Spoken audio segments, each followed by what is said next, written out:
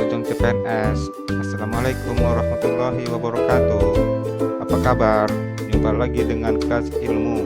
Dan kali ini kita akan membahas untuk soal-soal SKB. Oke teman-teman, kita langsung saja ke soal latihan SKB keperawatan bagian ketiga. Nomor 1. Seorang perawat ditugaskan untuk merawat 5 orang klien dan menghabiskan waktunya untuk merawat 1 orang di antaranya yang baru kembali dari kamar bedah. Perawat tidak minta asisten dan tidak memonitor kliennya yang lain. Pada siang hari, salah satu kliennya turun dari tempat tidur tanpa bantuan dan jatuh dari tempat tidur, sehingga lengannya patah. Manakah perilaku perawat yang menggemparkan negligence? A. Tangan klien yang patah. B. Perawat melakukan asuhan keperawatan kepada 4 orang klien. C. Perawat tidak mengecek secara teratur klien lain. D. Membiarkan klien turun dari tempat tidur. Atau E. Menghabiskan sebagian besar waktunya merawat salah seorang klien yang baru kembali dari kamar bedah.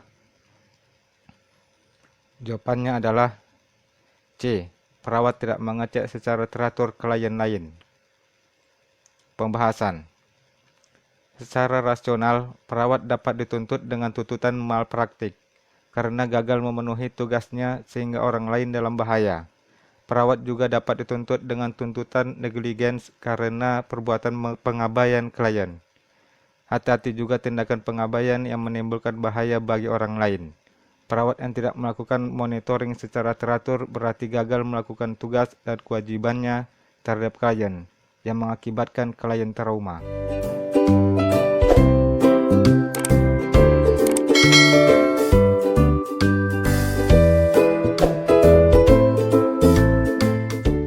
Nomor 2. Seorang perawat sedang memberikan penjelasan kepada klien untuk persiapan pulang pada klien dengan kanker prostat dengan tindakan prostatektomi. Penjelasan yang diberikan agar klien tidak mengangkat barang dengan bobot lebih dari 10 kg selama minimal 6 minggu. Apakah diagnosa keperawatan yang relevan dengan rencana tersebut? A. Gangguan eliminasi urin. B. Risiko komplikasi pendarahan. C. Risiko gangguan mobilitas fisik. D. Risiko gangguan cairan. Atau E. Gangguan aktivitas dan istirahat. Jawabannya adalah B. Risiko komplikasi pendarahan. Pembahasan. Secara rasional, untuk mencegah mengangkat beban yang lebih dari 10 kg selama minimal 6 minggu merupakan penjelasan yang tepat bagi klien pasca prostatektomi untuk mencegah komplikasi pendarahan. Pilihan B adalah diagnosis yang relevan dengan rencana tersebut.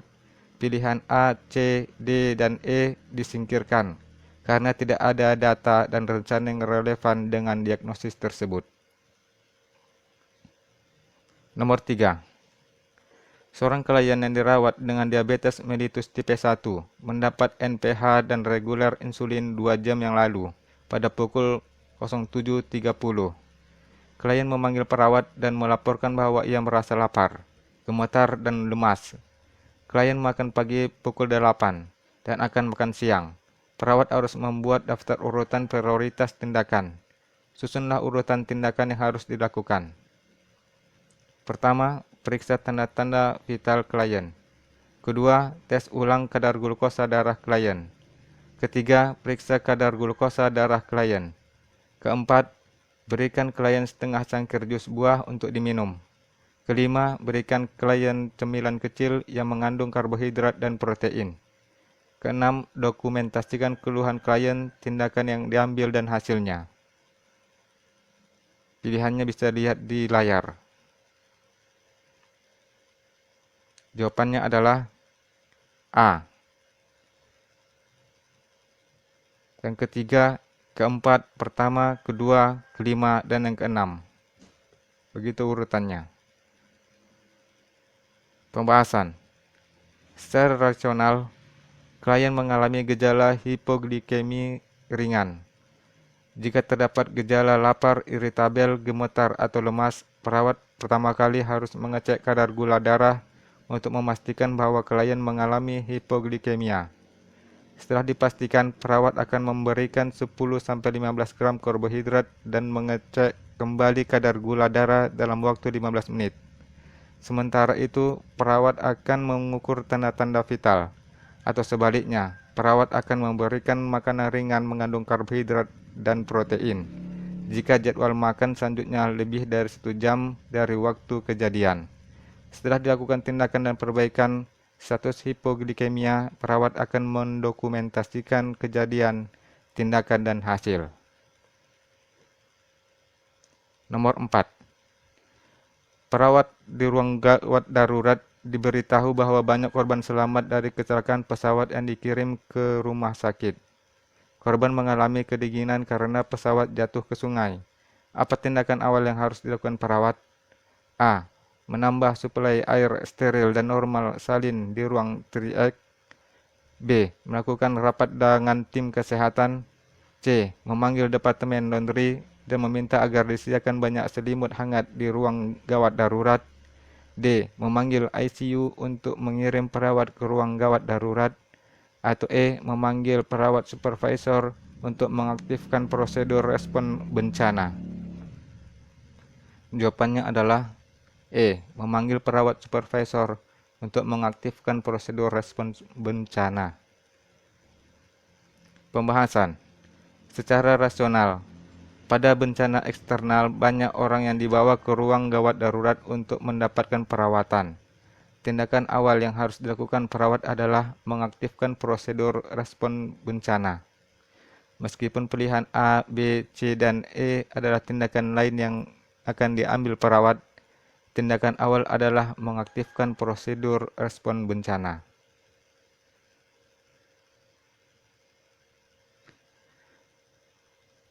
Nomor 5.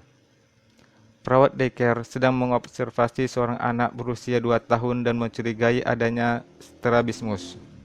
Hasil observasi mana yang mengindikasikan kondisi tersebut? A. Anak tidak dapat memfokuskan pandangan pada perawat. B. Anak tidak memberikan respon saat diajak berbicara. C. Anak selalu menggerakkan kepala untuk mendengar. D. Anak selalu memiringkan kepala untuk melihat. Atau E. Anak mengalami gangguan pendengaran. Jawabannya adalah D.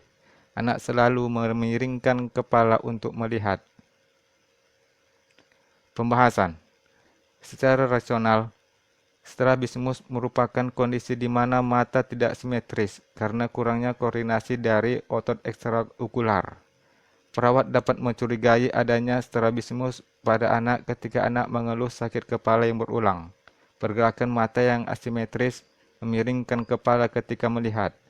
Manifestasi lain termasuk mata asimetris, menutup satu mata untuk melihat, diplopia, fotofobia, kehilangan pandang binokular, atau kelainan persepsi pandangan.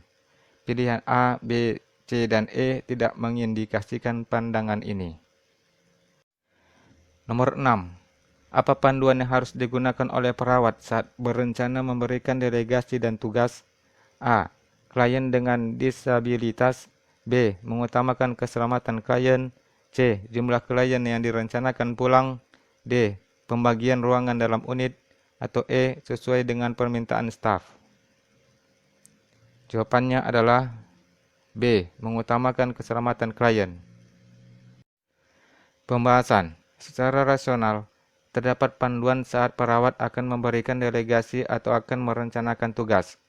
Hal ini termasuk mengutamakan keselamatan pasien, mengetahui variasi kemampuan keterampilan seseorang, menentukan tugas mana yang dapat didelegasikan dan pada siapa.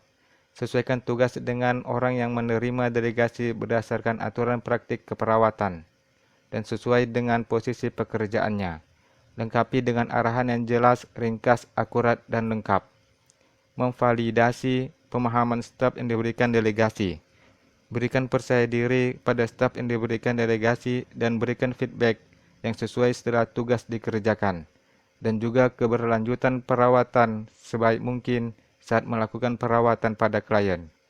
Permintaan staf, aspek kenyamanan seperti pembagian ruangan, dan mengantisipasi perubahan jumlah klien di unit bukan panduan yang spesifik untuk pendelegasian dan perencanaan tugas. Nomor 7. Klien dengan sindrom Guillain-Barré mengalami paralisis pada tubuh bagian atas, sudah diintubasi dan diberikan ventilasi mekanik. Manakah strategi yang harus dimasukkan perawat pada perencanaan keperawatan untuk membantu klien menghadapi penyakitnya? A. Memberikan informasi, memberikan umpan balik yang positif dan mendorong relaksasi. B. Memberikan obat penenang melalui intravena. C. Mengurangi distraksi dan membatasi pengunjung. D. Memberikan klien kontrol penuh atas keputusan perawatan dan membatasi pengunjung. E. Memberikan umpan balik positif dan mendorong ROM aktif. Jawabannya adalah A. Memberikan informasi, memberikan umpan balik yang positif, dan mendorong relaksasi. Pembahasan. Secara rasional, klien dengan sindrom Guillain-Barré mengalami ketakutan dan kecemasan akibat paralisis tubuh bagian atas, serta munculnya gangguan yang tiba-tiba. Perawat dapat mengurangi ketakutan dengan memberikan informasi yang akurat tentang kondisi klien, memberikan perawatan klien, memberikan perawatan lanjut, dan umpan balik positif pada klien, mendorong relaksasi serta distraksi. Keluarga bisa dilibatkan pada aktivitas tertentu dan memberikan hiburan untuk klien juga. Nomor 8. Perawat sedang merawat klien remaja yang sakit terminal. Saat merawat klien ini, perawat seharusnya melaksanakan intervensi yang mana? A. Dorong klien untuk tergantung pada staf rumah sakit. B. Tolak untuk menjawab pertanyaan yang berkaitan dengan rumah sakit. C. Patuhi semua keinginan keluarga setiap saat. D. Patuhi keinginan klien setiap saat. Atau E. Dorong klien untuk mempertahankan kontrol diri yang maksimal. Jawabannya adalah E. Dorong klien untuk mempertahankan kontrol diri yang maksimal.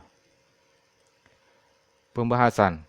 Secara rasional, intervensi yang tepat saat merawat remaja yang menderita penyakit terminal meliputi menghindari aliansi baik dengan orang tua atau anak, penataan rumah sakit yang mendorong kemandirian dan kontrol diri klien yang maksimal, dan menjawab pertanyaan remaja tersebut dengan jujur, mematuhi keinginan klien setiap saat, tidak terapeutik.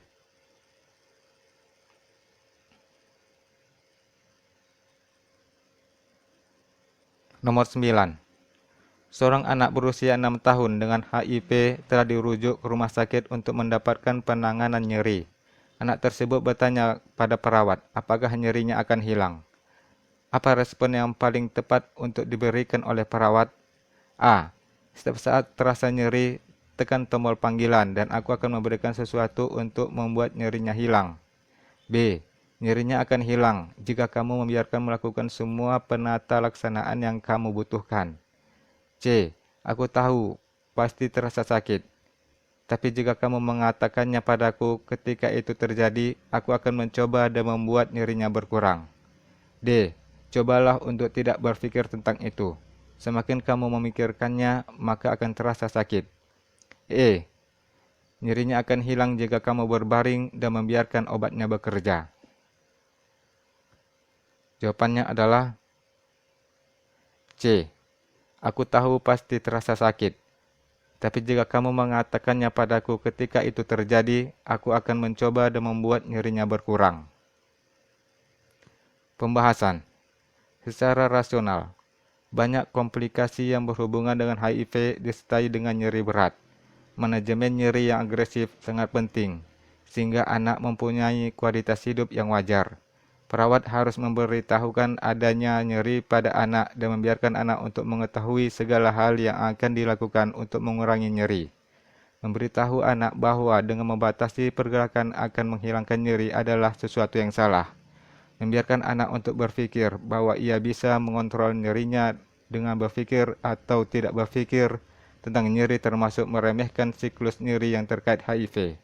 Memberi harapan palsu dengan memberitahu anak bahwa nyeri akan menghilang seluruhnya bukan hal yang jujur maupun realistis. Nomor 10. Perawat menjelaskan perubahan sistem kardiovaskuler yang terjadi selama kehamilan pada klien. dan memahami penemuan anggapan normal untuk klien pada trimester kedua, yaitu A. Peningkatan motilitas gastrointestinal, B. Peningkatan nadi, C. Penurunan produksi sel darah merah, D. Peningkatan tekanan darah, atau E. Sering buang air. Jawabannya adalah B. Peningkatan nadi. Pembahasan. Secara rasional, pada masa antara 14 dan 20 minggu kehamilan, nadi meningkat antara 10 sampai 15 detak per menit yang akan berlanjut sampai akhir kehamilan. Pilihan A, C, D benar. Selama kehamilan, tekanan darah biasanya sama seperti sebelum kehamilan, namun secara bertahap menurun sampai 20 minggu kehamilan. Selama trimester kedua, tekanan diastol dan sistol menurun sekitar 5 hingga 10 mg Hg. Konstipasi yang dapat akibat penurunan mobilitas pada sistem pencernaan atau tekanan dari uterus. Selama masa kehamilan, terjadi juga peningkatan sel darah merah. Oke teman-teman, terima kasih sudah menyaksikan dan insya Allah kita akan berjumpa lagi pada video-video pembahasan lainnya. Assalamualaikum warahmatullahi wabarakatuh dan sampai jumpa. Bye.